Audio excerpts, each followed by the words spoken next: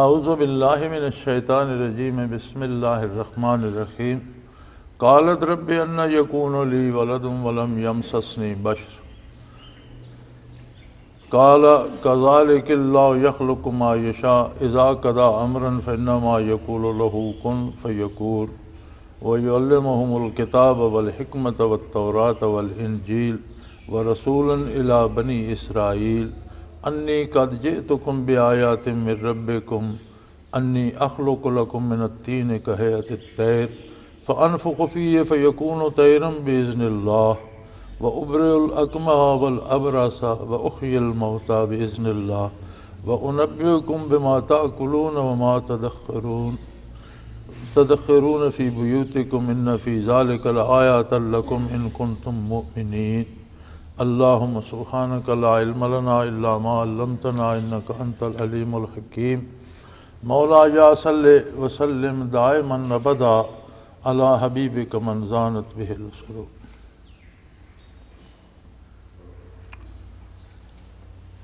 اللہ کریم نے جب یہ بشارت دی اور اللہ کے فرشتے نے یہ خوشخبری سنائی حضرت مریم کو، تو انہوں نے عرض کی بار الہا قالت رب ان یکون لی ولد، بار الہا میرا بیٹا کس طرح ہوگا؟ دنیا تو عالم اسباب ہے اور اس میں ماں اور باپ سے بیٹا پیدا ہوتا ہے، وَلَمْ يَمْسَسْنِي بَشَرٌ، اور مجھے تو کسی انسان نے چھوا تک نہیں، تو اکیلی خاتون سے کس طرح بیٹا ہوگا؟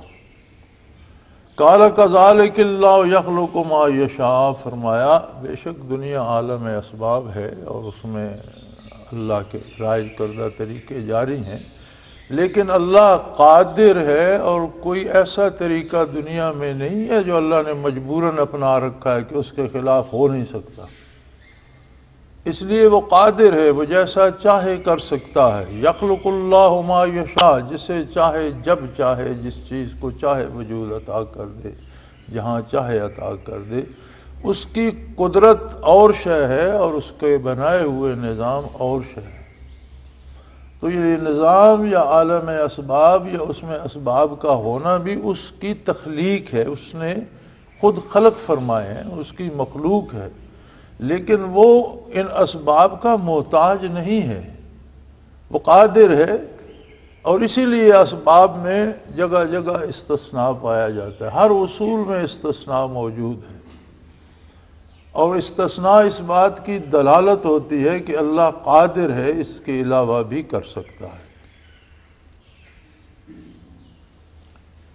تو انہوں نے عرض کی یا اللہ اسباب تو یہاں ہے نہیں، میں اکیلی خاتون ہوں، پھر میں کنواری ہوں اور شادی بھی نہیں ہوئی، پھر کسی بندے نے مجھے ہاتھ بھی نہیں لگایا۔ اب جو جھوٹے مدعیان نبوت یہ کوشش کرتے رہے ہیں کہ جی عیسیٰ علیہ السلام کے باپ تھے اور ان کا نام یوسف تھا اور ان کی قبر کشمیر میں ہے، اسی ایک آیہ کریمہ پہ غور کر لیں کہ اگر حضرت مریم کی شادی ہو چکی تھی، اگر ان کے میاں تھے، تو پھر یہ عرض کرنے کی بار الوہیت میں کیا ضرورت تھی کہ رب ان یکون لی ولد ولم یمسسنی بشر، کہ بشر نے تو مجھے ہاتھ نہیں لگایا، کسی انسان نے چھوا نہیں۔ اللہ کریم نے قرآن حکیم کی حفاظت کا ذمہ لیا اور گزرنے والی 14 صدیاں اس پہ گواہ ہے کہ قدرت باری اس کی حفاظت کا حق کس طرح ادا کر رہی ہے۔ لیکن یاد رہے یہ حفاظت انا نحن نزلنا الذکر و انا لہ لحافظون، یہ حفاظت صرف الفاظ و معانی کو نہیں، یہ حفاظت قرآن کے الفاظ کو بھی حاصل ہے، قرآن کے معنی مفاہیم کو بھی حاصل ہے، قرآن کو سمجھنے والوں کو بھی حاصل ہے کہ زمین پر کچھ لوگ ہوں گے جو قرآن کو سمجھتے ہوں گے تو قرآن کے ہونے کا فائدہ باقی ہوگا۔ اگر زمین پر کوئی سمجھنے والا ہی نہ ہو اور زمین پر قرآن باقی رہے تو حفاظت کا حق تو ادا نہ ہوا، پھر تو قرآن ضائع ہو گیا۔ جس ایک چیز کتنی بھی قیمتی ہو، اسے کوئی دنیا میں جانتا ہی نہ ہو تو اس کا ہونا نہ ہونا برابر ہے۔ اسی طرح قرآن حکیم پر عمل کرنے والے اگر نہ رہیں تو قرآن کا ہونا نہ رہا۔ لہٰذا یہ حفاظت قرآن کے الفاظ کو حاصل ہے، قرآن کے معانی کو حاصل ہے، قرآن کو سمجھنے والوں کو حاصل ہے، قرآن پر عمل کرنے والوں کو حاصل ہے، اور یہ قیامت تک یہ چاروں چیزیں رہیں گی۔ اب کتنی کوشش کی گئی ان 14 صدیوں میں کفار کی طرف سے، خصوصاً یہود کی طرف سے، مشرکین کی طرف سے، عیسائیت کی طرف سے۔ آپ اور میں اندازہ نہیں کر سکتے کہ قرآن کے مفاہیم کو بدلنے کی کتنی کوشش کی گئی۔ یہ جتنے جھوٹے نبی اور یہ فسادات کھڑے کیے گئے، یہ سارے آیات کے مفاہیم بدل کر اور مختلف معنی پہنا کر، لیکن الحمدللہ قرآن بھی باقی ہے، اس کے مفاہیم باقی ہیں، اور تحریف کرنے والے تباہ ہو گئے اور وہ لعنت کے مستحق ہو گئے، اس دنیا میں بھی اور آخرت میں بھی۔ لیکن ان کی وہ تحریف چل نہیں سکی کہ قرآن کا ایک ایک جملہ دوسرے جملے کی حفاظت کرتا ہے۔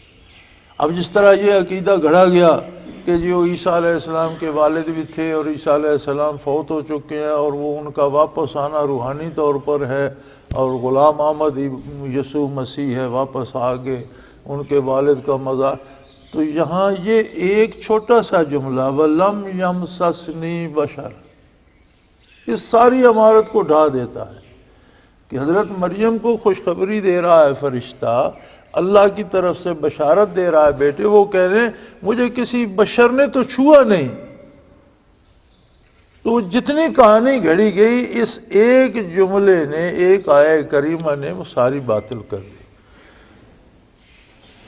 قَالَ كَذَلِكَ اللَّهُ يَخْلُقُ مَا يَشَاءُ اللہ تعالیٰ نے فرمایا کہ مریم اللہ قادر ہے، جب چاہتا ہے جو چاہتا ہے پیدا فرما لیتا ہے۔ اور بڑی عجیب بات یہ ہے کہ یہ ہماری سمجھ میں نہیں آتی۔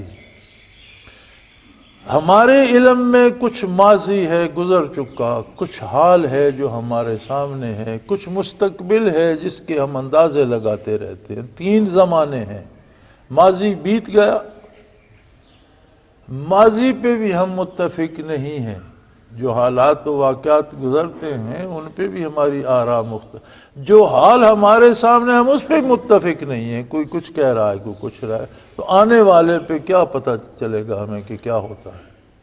اللہ کے نزدیک حال، مستقبل، ماضی وغیرہ نہیں ہے، بلکہ اللہ کا علم حضوری ہے، نہ ماضی وہاں گزرا ہے نہ مستقبل نے آنا ہے، ہر چیز حاضر ہے اس کی بارگاہ، اس کا علم حضوری ہے، دائمی ہے، ازلی ہے، ابدی ہے، کوئی اس کی اول نہیں، ابتدا نہیں، کوئی انتہا نہیں۔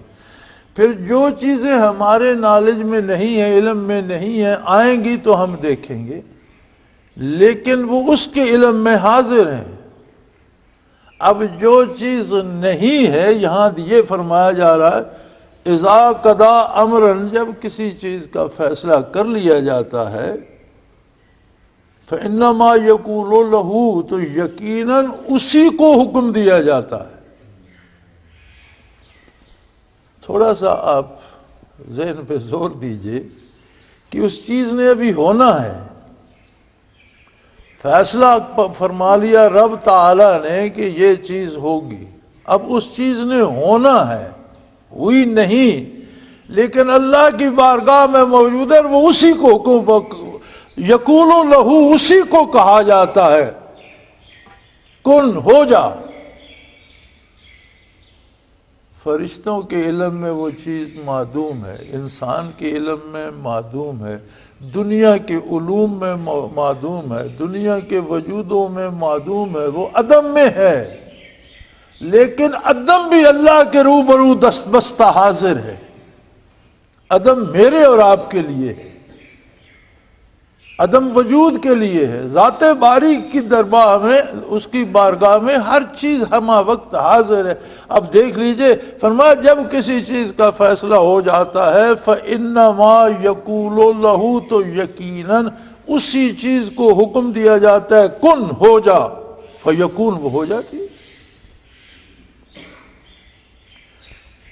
تو یہ عدم اور وجود، یہ ہونا اور نہ ہونا، یہ علوم انسانی کے لیے ہے۔ فرشتوں کے علم میں ہوگا کہ فلاں چیز عدم میں ہے، نہیں ہے، فلاں حاضر ہے۔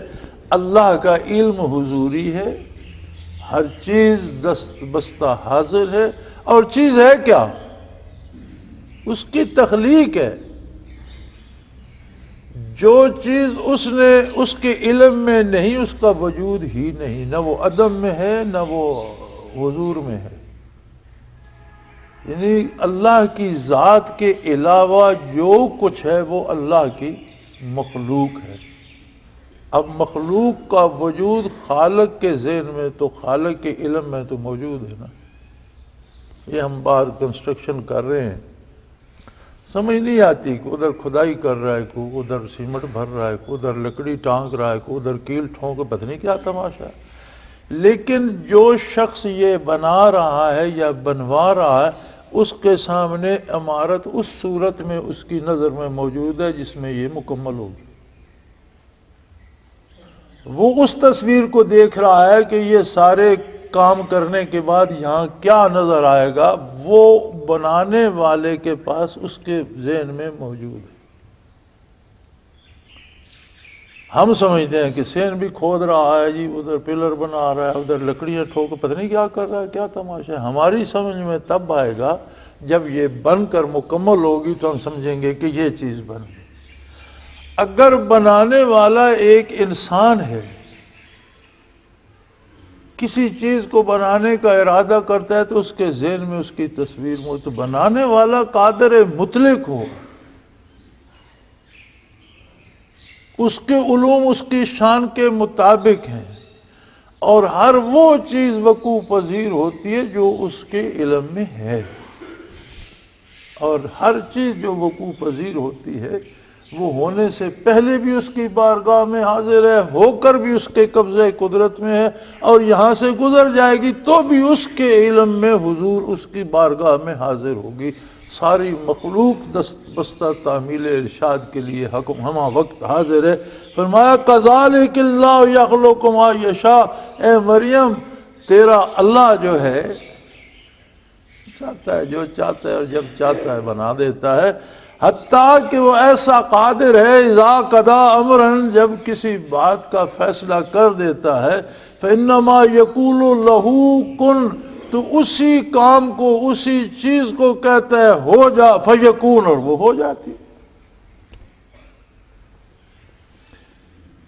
اور پھر یہاں صرف ایک بچہ پیدا نہیں ہوگا، آپ کو صرف ایک بیٹے کی بشارت نہیں دی جا رہی کہ اللہ آپ کو بغیر باپ کے بغیر مرد کے آپ کو بیٹا عطا کرے گا، صرف یہ بات نہیں ہے، وہ بیٹا اتنا انمول ہوگا کہ وہ یعلمہ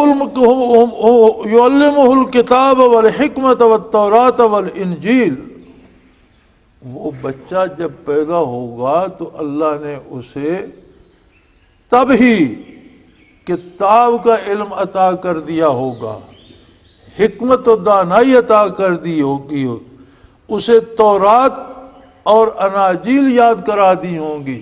یہ سارے علوم اس کے جب وہ دنیا میں قدم رکھے گا، جب وہ منصب شہود پہ آئے گا تو ان سارے علوم سے مزین ہوگا۔ وَرَسُولًا إِلَىٰ بَنِي اسرائیل، اور بنی اسرائیل کی طرف اللہ کا رسول ہوگا، تو عام بچہ نہیں ہوگا کہ صرف بچہ ہو جائے گا بغیر باپ کے اور یہ بڑا قدرت کا ایک معجزہ ہوگا جی۔ فرمایا نہیں، اس سے بھی بڑی بات یہ ہوگی کہ اس زمانے میں وہ بچہ مخلوق کا پیشوا اور رہنما ہوگا، اور پیشوائی اور رہنمائی کے علوم اللہ کی طرف سے لے کر پیدا ہوگا۔ جب پیدا ہوگا تو اللہ اسے کتاب کی تعلیم، حکمت اور دانائی کی باتیں، تورات اور انجیل، جو تورات تو موسیٰ علیہ السلام پر نازل ہوئی تھی لیکن اس کے علوم بھی عیسیٰ علیہ السلام کے پاس ہوں گے، انجیل خود انہی پر نازل ہوگی لیکن ان کا سینہ ان علوم کا خزانہ بھی ہوگا۔ وَرَسُولًا إِلَىٰ بَنِي اسرائیل، اور وہ بنی اسرائیل کی طرف اللہ کا رسول ہوگا۔ اب اس میں بڑی خوبصورت باتیں آ گئی ہیں اس آیت کریمہ میں۔ پہلی بات تو یہ ہے کہ اللہ کے جو رسول ہوتے ہیں وہ اللہ کے علاوہ کسی سے تحصیل علم کے محتاج نہیں ہیں۔ انبیاء کا علم اللہ کی طرف سے دیا ہوا ہوتا ہے، اس میں نہ عمر کی قید ہوتی ہے، نہ عقل کی، نہ بلوغت کی، نہ شعور کی، بلکہ وہ ان کا وصف ہوتا ہے۔ جب نبی مبعوث ہوتا ہے تو نبوت کے سارے لوازمات اس کی ذات کا وصف بن جاتے ہیں، اور سارے علوم اس کے ساتھ اللہ کی طرف سے نبی کو عطا کر دیے جاتے ہیں۔ یہ نہیں کہ نبی اللہ نے مبعوث کر دیا، اب وہ سیکھنے کسی مولوی صاحب کے پاس جائے یا کسی استاد کے پاس جائے یا کسی مکتب میں جائے، ایسا نہیں ہوتا۔ اور اسی طرح یہ بھی ایک معجزہ ہوتا ہے، جس طرح حضور اکرم صلی اللہ علیہ وآلہ وسلم کے اسماء گرامی میں بڑا روشن نام ہے نبی الامی صلی اللہ علیہ وسلم۔ امی کہتے ہیں جو شخص لکھنا پڑھنا نہ جانتا، لیکن علم کی یہ شرط نہیں کہ لکھنا پڑھنا آتا ہو تو علم ہو۔ سارے علوم کا مصدر ہی ذات محمد الرسول اللہ صلی اللہ علیہ وسلم ہے۔ تمام انبیاء علیہ السلام اور رسل بھی آپ صلی اللہ علیہ وسلم کے امتی ہیں۔ وَمَا أَرْسَلْنَاكَ إِلَّا رَحْمَةً لِلْعَالَمِينَ، عالمین میں پہلے نبی اور رسول بھی آ جاتے۔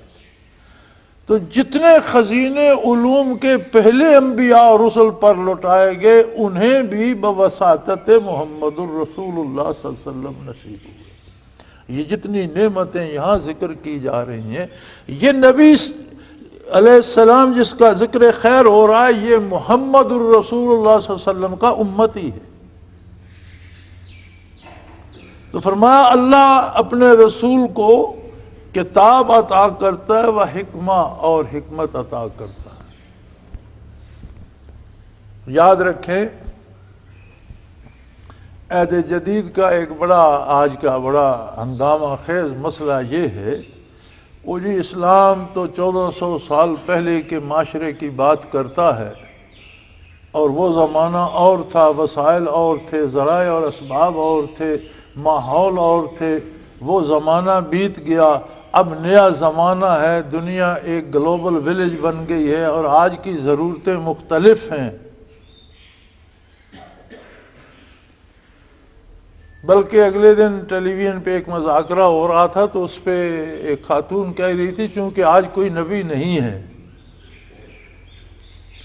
یہ سب وہ مغالطے ہیں جو مستشرقین یعنی یہود اور نصارہ کے وہ علماء جو مشرقی علوم پہ عبور رکھتے ہیں، انہیں مستشرق کہتے ہیں، جو دینی امور کو اعتراض کے لیے پڑھتے رہتے ہیں۔ یہ ان کے گھڑے ہوئے اعتراض ہیں میرے بھائی، آج بھی نبی ہے، اور نبی ہے محمد الرسول اللہ صلی اللہ علیہ وسلم۔ قیامت تک نبوت آپ کی موجود ہے، آج بھی آپ صلی اللہ علیہ وسلم کی رسالت برقرار ہے، اس کی برکات برقرار ہیں، اس کے فیوزات جاری ہیں۔ زمانے کا خالق وہی ہے جس نے اپنا رسول مبعوث فرمایا، اور سارے زمانوں کے لیے مبعوث فرمایا، اس لیے اسے علوم بھی سارے زمانوں کے لیے دیے گئے ہیں، 1400 سال پہلے کے لیے نہیں دیے گئے۔ قرآن اللہ کی آخری کتاب ہے۔ آخری کتاب ہونے کا کیا مطلب ہے کہ اس کے بعد اللہ نے لکھنا پڑھنا چھوڑ دیا ہے، یا وہاں قلم کاغذ اللہ کو میسر نہیں؟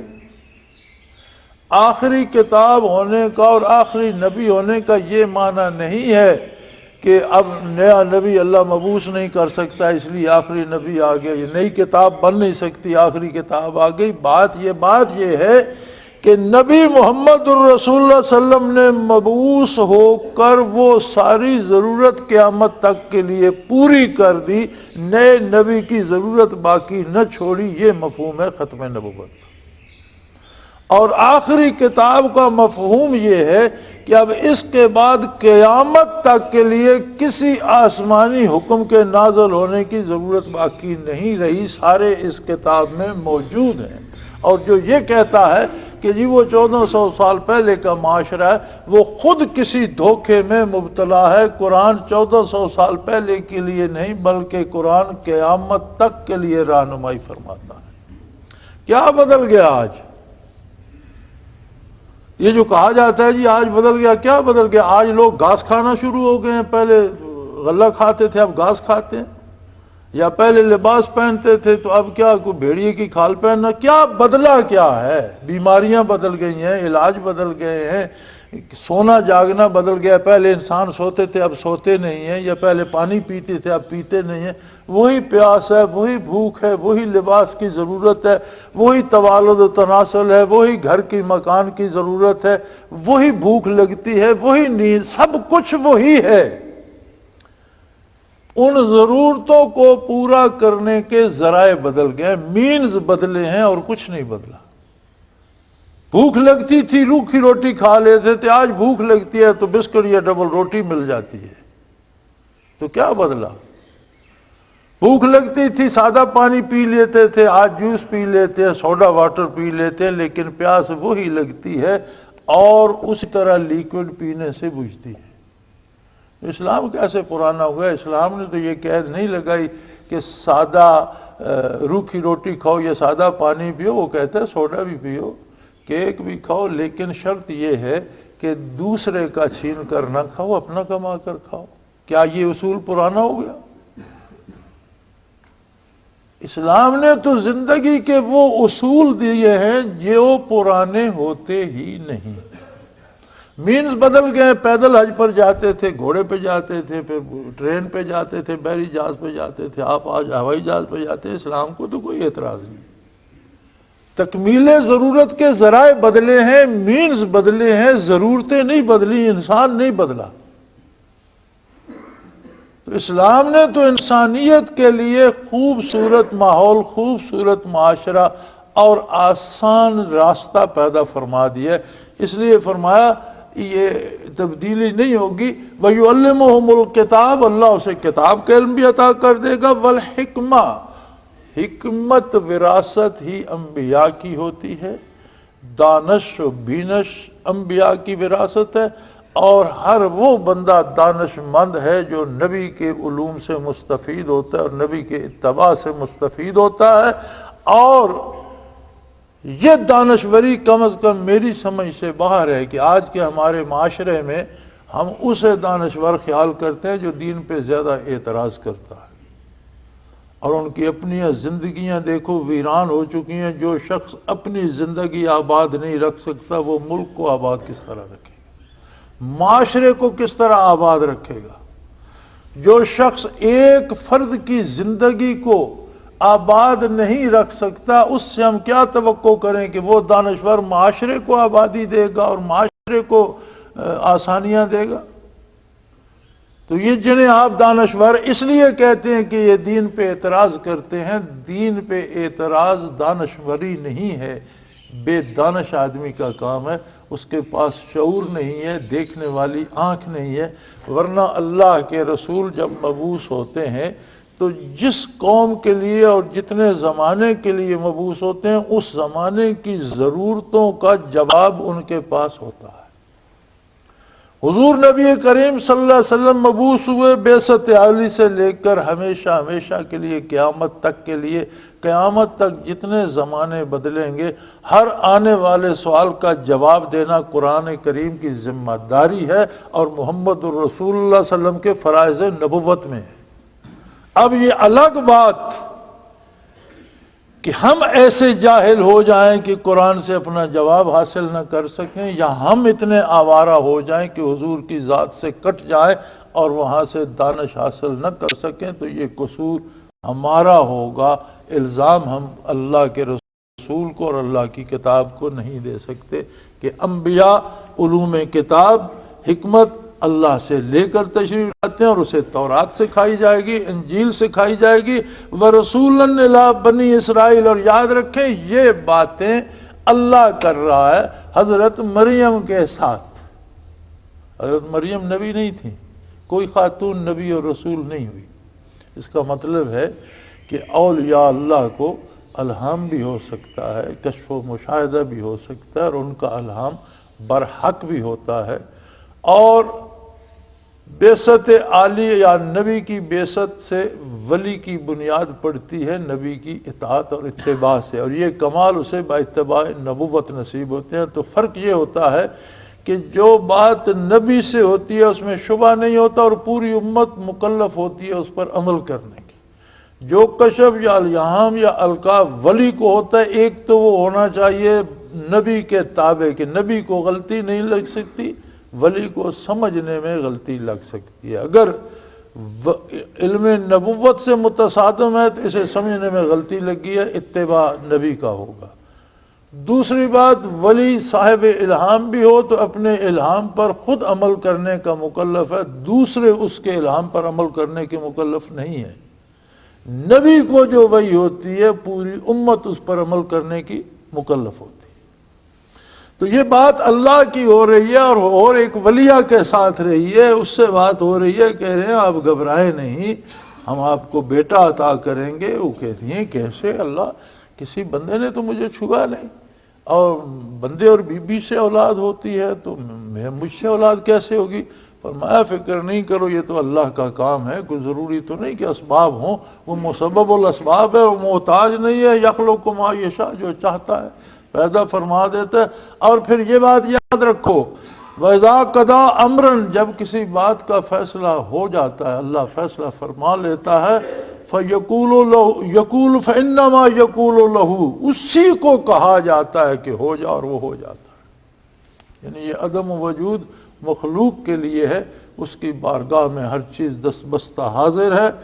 اور پھر آپ کو کوئی عام بچہ نہیں عطا کروں گا، ایک تو معجزہ یہ ہوگا کہ بغیر باپ کے ہوگا، دوسرا کمال اس میں یہ ہوگا کہ جب وہ پیدا ہوگا اللہ اسے علم عطا کر دے گا، کتاب کا بھی، حکمت کا بھی، تورات کا بھی، انجیل کا بھی، ورسولا الی بنی اسرائیل، اور وہ بنی اسرائیل کی طرف اللہ کا رسول ہوگا، اور انہیں فرمائے گا انی قد جئتکم بآیات من ربکم، میں تو تمہارے پاس اللہ کی طرف سے عجیب و غریب معجزات لے کر آیا ہوں۔ یہ بھی ایک نظام قدرت ہے کہ جو نبی جس زمانے میں مبعوث ہوا اس زمانے میں جو علوم انسانوں میں عام تھے یا جس سے عام لوگ واقف تھے، اس طرح کے معجزات عطا فرمائے۔ مثلا موسیٰ علیہ السلام مبعوث ہوئے تو اس وقت جادوگروں کا زور تھا، اور مصر میں جادو سے ہر شخص واقف تھا، تو آپ کو ایسے معجزات دیے گئے جو جادو کا توڑ تھے۔ عیسیٰ علیہ السلام کی ولادت کے وقت بنی اسرائیل میں طبابت عام تھی، اور بے شمار حکامات تھے عجیب و غریب علاج کرنے والے اور نباز اور نبضیں جاننے والے۔ تو جتنے معجزات انہیں دیے گئے ایسے عطا فرمائے گئے کہ وہاں وہ حکماء عاجز آ گئے، وہاں جادوگر عاجز آ گئے، یہاں اطباء عاجز آ گئے۔ اور حضور نبی کریم صلی اللہ علیہ وسلم جب مبعوث ہوئے تو آپ کو ایسے معجزات عطا فرمائے گئے کہ جب تک دنیا قائم ہے اس میں جو بھی عجیب و غریب علم ہو وہ وہاں آ کر عاجز ہو جائے۔ آج اگر آپ سیارے میں چاند پر جانے کی بات کرتے ہیں تو آپ کو واقعہ معراج اس واقعہ کی یاد دلاتا ہے کہ چاند تو جب سماوی میں ہے، یہاں تو لوگوں نے بالائے عرش کی سیر کر لی، آپ ابھی تک آسمان سے نیچے کی باتیں کر رہے ہیں۔ ہر بات کا جواب وہاں موجود ہوگا، ہر جگہ نقش کف پائے رسول ثبت ہوگا۔ کوئی بھی علم، کوئی بھی دانش اس بات سے بڑھ نہیں سکے گی کہ وہاں نبی کریم صلی اللہ علیہ وسلم کا نقش کف پا موجود نہ ہو۔ وآخر دعوانا الحمدللہ رب العالمین۔